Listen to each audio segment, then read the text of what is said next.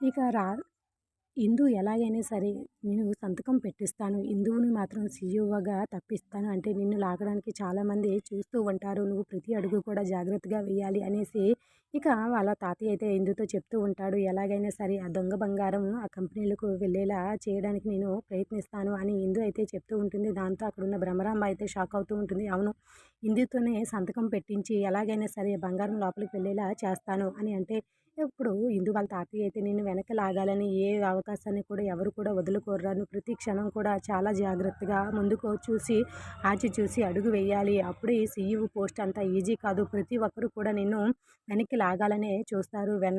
ప్రతి ఏది తప్పు దొరుకుతుందా అని ఎదురు చూస్తూ ఉంటారు అని చెప్పి వాళ్ళ తాతయ్య చెప్తూ ఉంటే ఇక మరొక వైపు రాధ అయితే ఎలాగైనా సరే ఎందుకు తెలియకుండా తనతో సంతకం పెట్టించి తనని ఎలాగైనా సరే సీఈఓ పదవి నుండి తప్పిస్తాను అని చెప్తూ ఉంటుంది. మరొక పక్క వాళ్ళ తాతయ్య అయితే నేను వెనక లాగాలని, నీ తప్పులు ఎత్తి చూపించాలని ప్రతి ఒక్కరు కూడా కాచుకొని చూస్తూ ఉంటారు. కాబట్టి నువ్వు ప్రతి అడుగు కూడా జాగ్రత్తగా వేయాలి.